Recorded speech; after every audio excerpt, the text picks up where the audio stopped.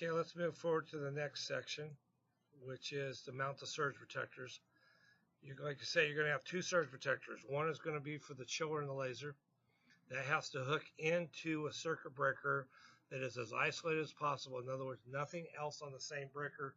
If your electrician has set that up, you should be able to go to the circuit breaker box, turn off that breaker, and the only thing that goes off is the chiller and the laser.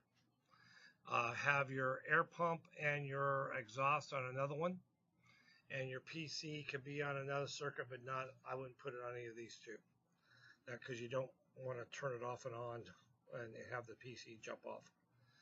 Now, once you plug it in, do one more quick inspection. Grab the bridge, pull it towards you and back.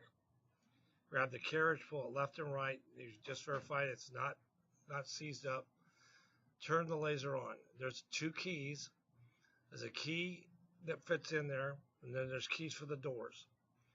Turn the key on and make sure you've released the emergency stop.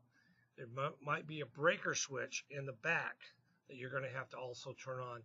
You'll hear it beep beep, and it will travel home, set up on its limit switches, and then either move to an origin that's been set or just stay there. At this point, I want you to take the pendant, and I want you to take the arrow keys here and jog it left and right and back and forth. Then hit the ZU button, and then it'll automatically come up highlighted on Z move. Use the left and right arrow keys to make the table go up and down. Excuse me. Once the table goes up and down, hit escape, and then you'll go back into a section where you can do the other one. Now, do the other X and Y. So left and right is X and Y, back and forth, the bridge back and forth is Y, left and right is X, back and forth is Y. The Z is just that, the table going up and down is the Z. Now what I would do is jog it to a certain point over a piece of wood, and then I would hit my origin key.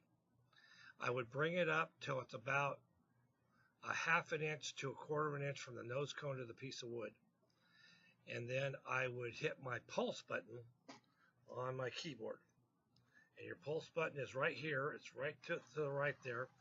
And watch the meter. When it happens, it'll pulse. It'll burn a little dot onto the piece of wood, and the meter will move. If it doesn't burn the dot on the piece of wood, but the meter moves, it means the beam, something's blocking the beam, and we'll take care of that installation. But at this point, the big thing you want to do is you want to check to make sure that amp meter moves. That tells you everything.